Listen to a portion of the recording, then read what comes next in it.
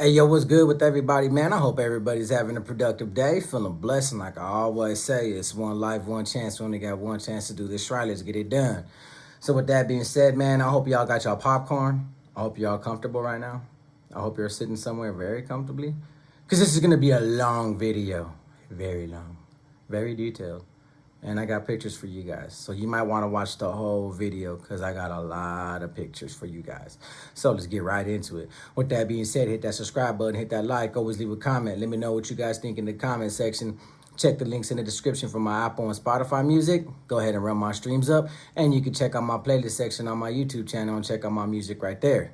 Thank you guys for you guys' time. Most importantly, thank you guys for you guys' support. Now, some of the recent comments that I've been getting asked, what's a Zapatista, what's a 2-5er. Sometimes I send them back to my old videos, but I got a lot of damn videos, man. So sometimes it's hard for them to find. So I'm going to break this one down a little bit more.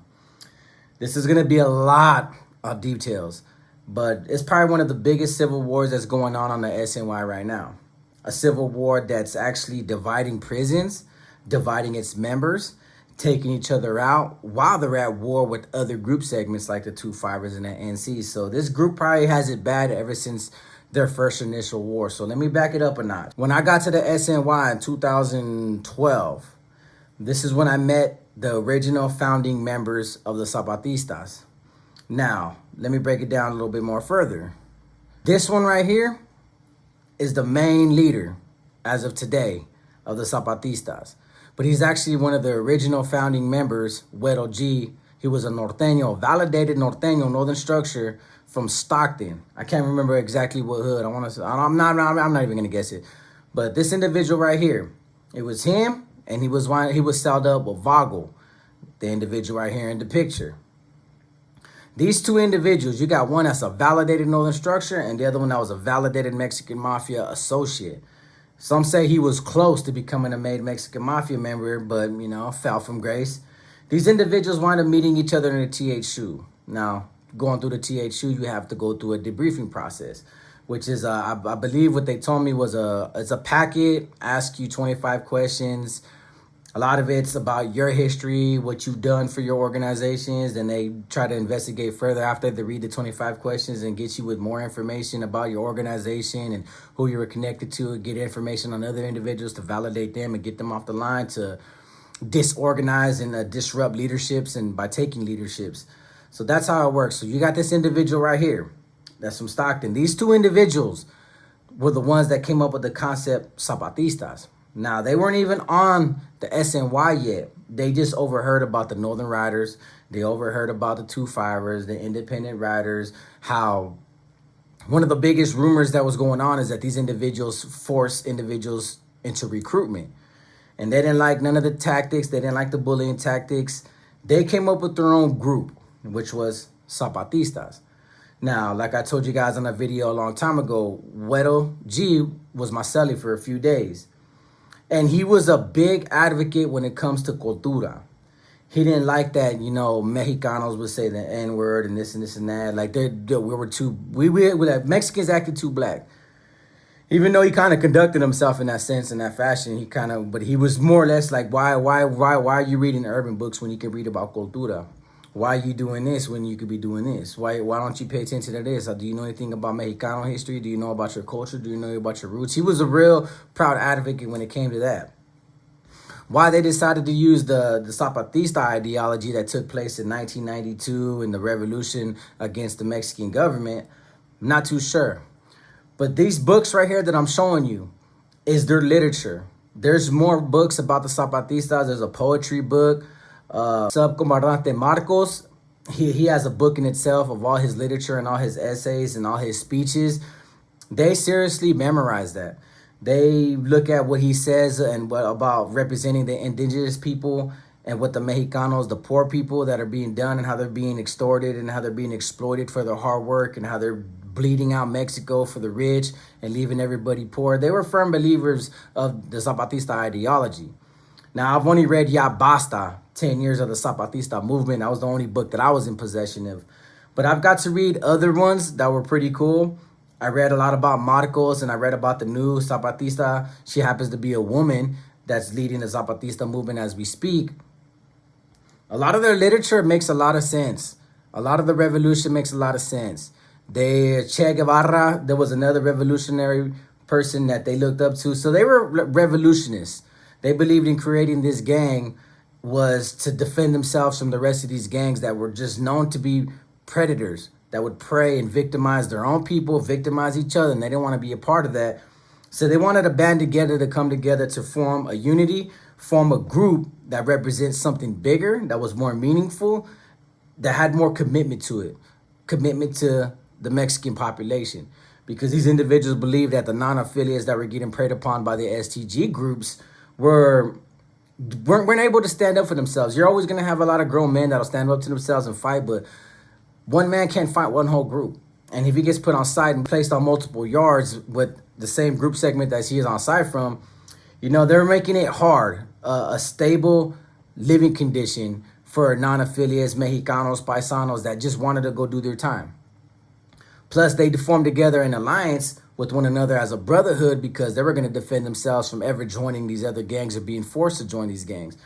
So they started off on a great basis, when it comes to unity, when it comes to equality, what they stand for. And they're firm believers of this literature. They really know anything and everything about the Zapatista movement. You'll see a lot of these individuals in possession with a lot of cultura books. Books about Mexicanos, books about Mexico, books about the Aztec. They take a great sense of pride. And I'm only going to say about the original members because I met all the original members when they first announced it and they came out and they approached everybody. I'm familiar with all these guys. The first incident I ever seen, like I told you guys a long time ago, was with Green Eyes. Green Eyes was kicking it with Marcelli, and he got beat up by this guy, Boogie. Boogie was from Modesto. He was an ex-norteño. They beat him up over, there was a lot of reasons.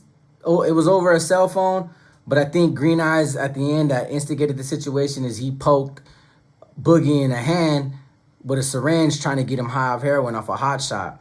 And Boogie wasn't a user. Boogie didn't use heroin like that. So they jumped him in front of my cell and they stripped him of a thing and they got him off the yard. He never came back.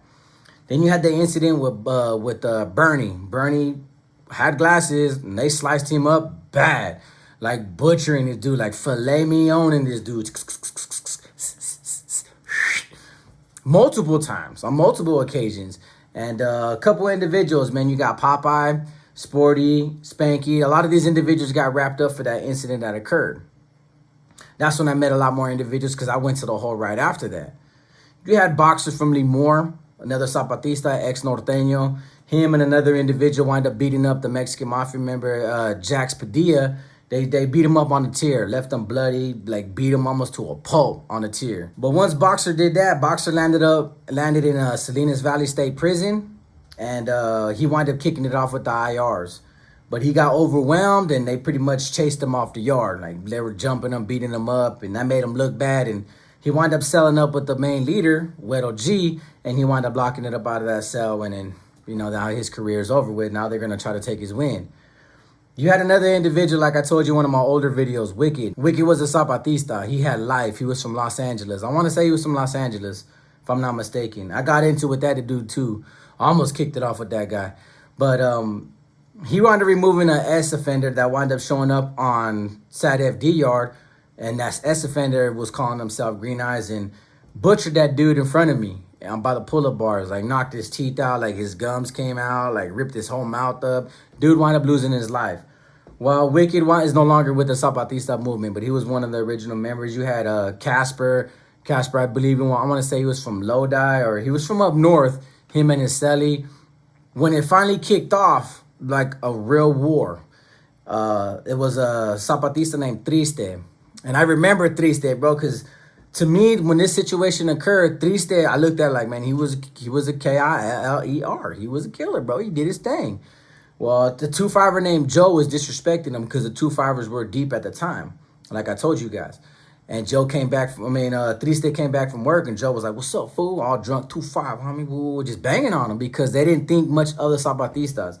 The Zapatistas in the beginning were removing a couple of their own, and they were doing a little stuff here and there, but they hadn't went to war with anybody. They hadn't gotten into conflict with anybody because they were just a new formulated group. Now, Triste told the 2-5ers, like, hey, bro, your homie's drunk, bro. You might want to get him, bro. Like, calm his tongue, bro. And they tried to calm Joe, but Joe was not having it. So Triste literally walked up to a Zapatista's door, which happened to be Spooky at the time. Spooky was like, hey, bro, what you need? He's like, man, just slide me a blade. And Spooky slid it under the door. He went over there and took out Joe's eyes. And it kicked off. Triste went to the hole for that. He went to the Corcoran shoe, or he went to one of the shoes for quite some time. But when Triste came back out of the hole, he actually came into a building when the Zapatistas weren't in my building at the time, but the 2-5ers were deep. And I remember he walked in, noticed that there was a lot of 2-5ers, and walked right to the office and told the cops, man, he can't be here. And he wound up going to the upper yard. The Zapatistas heard about it. Ace from Echo Park and Sporty from Grave Strip at the time. There was 2 other individuals at the time that were Zapatistas that seen it. So they put him on site. But Triste wound up going up there with Val from Pomona or Pacoima, and then Joker from SAC. So them 3 individuals were on the upper yard in Kern Valley at the time that had a hit that pretty much they were going to try to take their wind every chance they get. The only reason Junior and Val dropped out is because they both had life sentences. But a new law kicked in that them life sentences were going to get overturned, and them individuals were going to have an opportunity to go home. And them individuals were butchering a lot of people, so I don't know how that was going to work, because you had pending cases and you had a lot of blood on your C-file, but, you know, the law obviously changed their mind. So, you know, great for them. Hopefully they made it out. So now there's war going on with the 2-5ers and the Zapatistas. And Marcelli at the time was silent from Westside Verdugo. And he wound up leaving my cell. He got off, sliced somebody. Then, and I'm like, oh man, when I get to tell you about all the times of me and Silent had, bro, those are funny videos, because we were strung out. But still, another individual came. His name was G Money. G Money was from Stockton. He was an ex-Norteño. Dude was like 4'11", bro. He was like mini me off the Austin Powers, bro. He was small, tiny.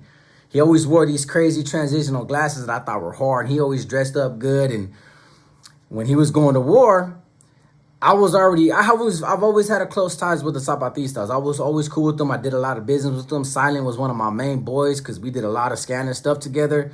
So when he showed up as my neighbor, he got off the bus, and I was like, look, bro, your boys are at war with the Cinqueros, bro. And he was like, hey, bro, I just got off the bus. I need something. I got in trouble for this by the riders later on, but I wound up telling him, like, here, fool, toma. You know, they didn't come from me. But somehow, some way, somebody found out I gave it to him. And he goes out there, picks the biggest 2-5er, which was Trippy. I don't know if Trippy was from Riverside. If Trippy was from down south. That's all I can say. Trippy was like 6'4", and Trippy was out there playing basketball. And this little guy went out there and was just trying to do his best. He wound up tripping Trippy. Ironic, right? But got Trippy on the ground and was like slicing him on his thighs and his stomach, and they were punching each other. Little dude did what he had to do, winds up getting transferred to another facility, but he's no longer with the Zapatistas. I'm talking about the original members. This individual right here is Swifty. Swifty has done an interview on YouTube, and he wound up getting busted with a cell phone. Went to A Block with a bunch of individuals that were kicking it off with the 2-5ers. I was told that he got punched or stuck in the mouth. And during the whole civil war that was going on with the Zapatistas is when he decided to lock it up and bounce. So I didn't really get too much information on that individual. Malo right here is a Zapatista, but he used to be a green lighter. And the 2-5ers used to pretty much, and this is hard to admit, bro, but because I never really dealt with it, but a lot of green lighters became 2-5ers because the green lighters weren't allowed to walk. There's some green lighters last on certain lines on like the level 3s, level 2s, some level 4s, but most of the level 4s they're on site. They get green lighted, obviously. And Malo used to be a green lighter, and I guess he used to get punked, and they used to take his money. He used to have to pay taxes to the 2-5ers. But when he became a Zapatista, Vago's the one that brought him in. Vago's the one that gave him the protection. Vago's the one that stopped the 2-5ers from initiating anything on this individual, because now that he's a Zapatista, he was, it was a hands-off policy. But a lot of the members that were Zapatistas at the time didn't know about that. But it came out the woodworks during the Civil War. You know how when you go through Civil War, everything you have dirt on somebody, all of a sudden it comes out because you're trying to get that dude removed, and get a bunch of individuals to remove that dudes to reduce their numbers while you're going to war. Civil wars are ugly within the penal system when it comes to your own gang. But it's funny though, Vago actually called out Malo one time, like punked him, pulled out a banger on Malo and everything, and Malo didn't respond. Malo pretty much he broke it down because he didn't want to fight another brother, because that's one thing about the STG groups on the SNY. They don't promote internal confrontations. They frown upon it. They try to dumb it down. You can even get removed for it sometimes. Sometimes, on certain occasions, it varies. Now, if you don't like the dude and he put hands on another homie and they go one-on-one, it's like, no, we could vote him out. But if it's two good homies and you're like, bro, man, they had to figure it out, bro. Let them duke it out, bro. They'll both get disciplined. We'll both send them on the next mission. That's what they get. Usually how it works. But, Malo was liked by a lot of individuals, but Malo was one of the many individuals that Vago was going around punking. See, Vago, the individual right here, was one of the co-founders. So he honestly believed that the Zapatista movement was his. In the beginning, all these individuals were basing everything on equality, on respect, on democracy, on the voting system. But he wasn't complying with the voting system. Now, you had individuals like Nutty, individual right here. He wound up getting removed by Clever, this individual right here, the same individual I did a video on that was a Mexican mafia informant in the book. He got removed by Clever and Brujo over bad-mouthing the Z's. You had another individual who happened to be Wedo G. Selly. His name is Nifty. Now, when I met Nifty, Nifty was cool with the riders at the time. Nifty, the first time I met this dude, bro, I got to know him for a little while, and then he gets knocked out by a black dude in front of me. I was like, what the and it kicked off for a little bit. It was over I want to say it was a morphine. He owed a black dude a morphine, and he was in pain. Black dude went out there, laid him out. Dude got knocked out, and like his body looked like he was in a casket, just stiff, face forward in the dirt, and it rocked after that. Cholo, another individual, as you can see right here. Cholo was an individual that was, before he became a Zapatista, he was hitting dope a lot. And hitting that dope, like I told you, the two fibers, if they know you're hitting dope and you're not connected, they're going to take it. They're going to take it from you. They're going to punk you for it. They're going to extort you for it. They're not going to pay you for it. So he was actually paying the two fibers to leave him alone so he can continue to bring dope on the yard. And that went on for a long time, that he was paying taxes. Another individual that Vago brought into the Zapatista movement. But it was another secret that was hidden under the rug until the Civil War came out, took place, and the sides were divided. The sides that was against Cholo at the time knew all this information and decided to bring it to light. So, like I said, when you're going through a civil war, dirty politics, scandalous secrets, everything just unveils and then everything comes out and it comes out to the surface. Whatever's in the dark must come to light. So that was one of the things about Cholo that is coming back to haunt him in the future. There was an individual from Tulare County named Cheapo. Cheapo wound up getting down with the same individual that I was beefing with, that everybody's been asking me for a video about, but with Lazy was a 2-5er. Well, Cheapo at some point called out Vago, and Vago didn't want to get down with him. What does Vago do? When he was at SADF, he decides to get off on somebody else with weapons and get off the yard and get transferred to another facility. That was the first thing that people noticed about the individual, that's when they started politicking against him. But prior to that, there's been individuals like the Zapatista Greedy.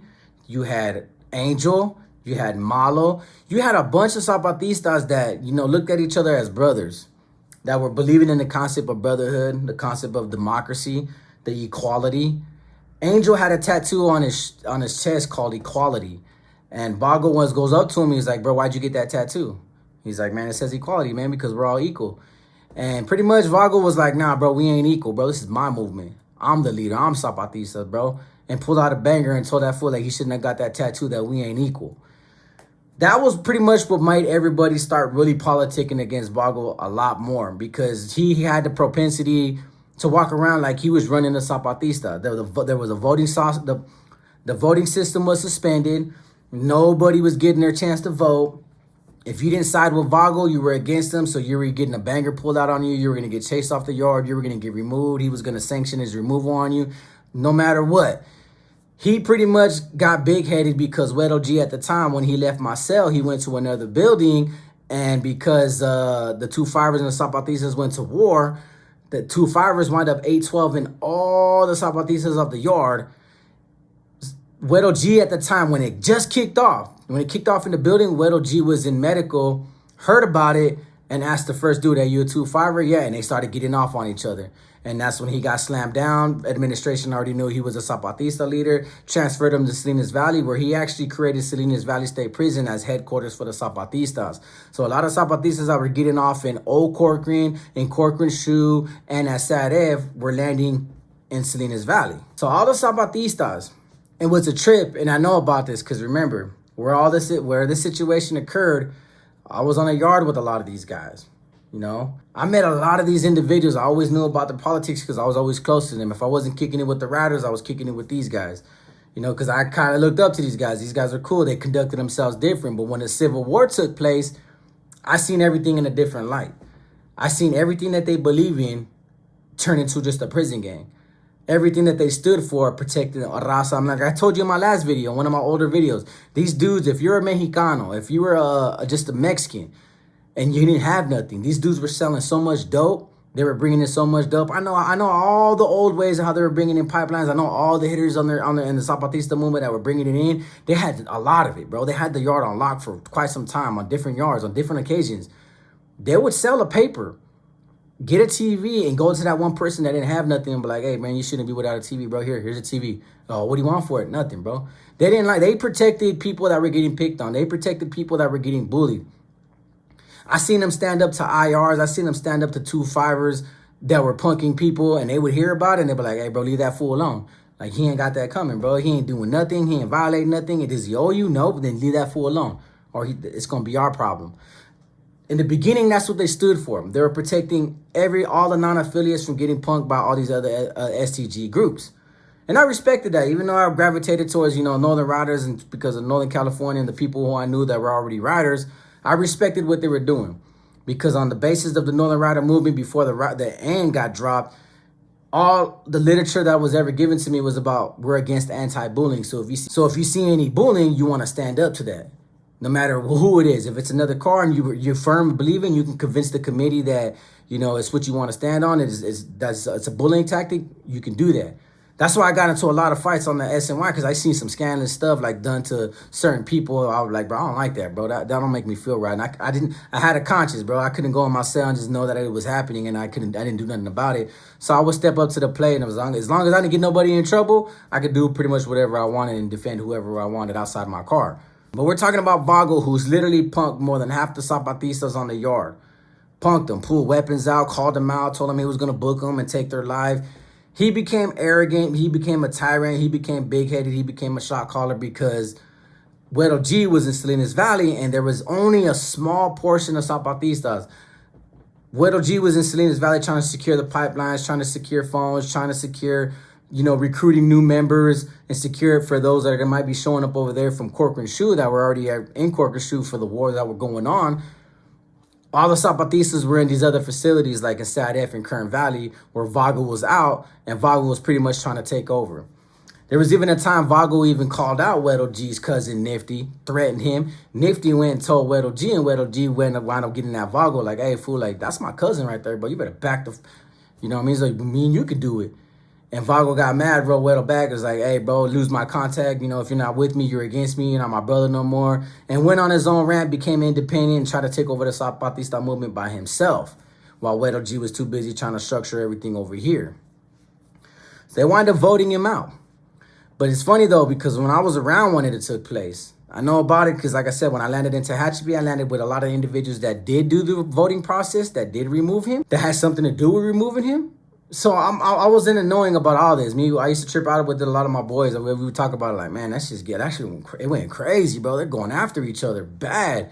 Spooky from Watts, he was one of the ones that always kept me informed because I was close with Spooky, because I met Spooky like in the beginning, like because Spooky was one of the first ones. In SADF, all the way to he locked it up and paroled, I knew the individual, so he always kept me up to date. They voted him out. The same individuals that Vago was punking voted him out. Same individuals like Greedy and Angel. So they wound up removing their own founding member. Took the man's life. And that's what caused probably one of the biggest civil wars when it comes to the Zapatista movement. Because everybody that voted him out, that had something to do with voting him out, including retrieving the weapons and all that, wind up switching sides later on. They wind up turning on the individuals who had the biggest influence in voting him out, that finally stepped up to the plate and said, no, but we can't take this no more. This dude's like pulling knives on us, punking us, trying to dictate us. Like, no. Those same individuals, Weddle G was too busy trying to figure out, like, why'd you guys remove, like, one of the main leaders, our main leader, our brother? Why? And all these individuals got scared of Weddle G because of his power, his influence, his authority over the Zapatistas, even though they're supposed to be equal. They were scared. So what they did is they just pointed out the individuals who had the biggest voice that were going around saying, bro, we got to do this. We got to get rid of them. We got to do that. We got to do that. I need your vote. I need your vote. I need your vote. All denied that they ever voted them out in the first place. That's what split, because all the people that were part of the voting process of voting them out were standing firm in the belief system that, man, he needed to get voted out and he needed to get his life took for these reasons. But the rest of the individuals that were scared and were scared what Weddle G was gonna do and how they were gonna get whacked, were all like, nah, we didn't vote them out, man. They did it on their own, bro. It was them, and them, and them, and them. And just everybody turned on each other off of one man that was actually punking everybody. Well, the main individual that became the primary target was Sporty. He wound up getting blasted because even though Nifty, which is Weddle G's cousin, Minor, Bogart, a lot of individuals are defending Sporty and defending the other two individuals that are now primary targets when it comes to the Zapatista movement. There was more than just one person that were involved in this, but everybody voted. They got everybody's vote. But since it got split and everybody's denying that they voted, they all went and cried to Weddle G. Now Weddle G wants everybody that's responsible for Bago's passing, they want them gone. That's where the Civil War came into effect. Even into Hatchapi. Zapatistas were removing each other like, man, hey, man, who did you vote for? Man, what was your vote? They were whacking their own, because a lot of people that weren't present, that became new Zapatista members, were only, if they landed on the yard where they were against the vote, then they were believing like, okay, then this vote was wrong. But the Zapatistas that were getting made by the other individuals who stood firm in the voting system that got this dude taken out, were believing like, okay, if it was a good vote, all these other fools that switch sides, we're going to go after them. And that's what became one of the biggest clashes that I've seen. It was probably the most violent history that I've ever seen, bloody history I've ever seen. And it's still ongoing. Because now they know about Clever, being that he was a Mexican mafia informant on the other side. The cool thing about it is that this individual conducted himself and mistreated his own people by becoming a gang leader, by trying to live up to his Mexican mafia tactics on the main line. But when they started booking him, when he was on his way to a visit, dude. He was on his way to a visit. And I've seen this so many times, bro. And this is one thing that I was against a lot. Like, bro, if he's going to visit, wait till he comes back from visit, man. At least let him enjoy it. He was on his way to his visit when he finally got blasted. And he ran from Joker. And Joker was like, man, keep the Zapatista out your mouth, man. It don't belong to you. It belongs to us. Literally chased him. Dude passes away. And this civil war has been going on for like almost 5 or 6 years. To this day, it's still going on. Because a lot of individuals just turned out to be scary. They turned out to be scared. They turned out that they were too scared to confront this individual, but banded together as one to confront the individual, to get rid of the individual. But because they weren't the ones that you picked up the weapons, it was easy to cover their tracks. And by covering their tracks and realizing that, hey, man, we might be the primary targets of what's going on, because of this voting system, they decided to lie and throw the rest of their brothers under the bus. Like, no, they did it. They did the voting. They did the voting. We had nothing to do with it, bro. Because they accidentally landed in a prison where Weddle G has it, and he's right now on the stance like, regardless of what that man did, he shouldn't have got his life took.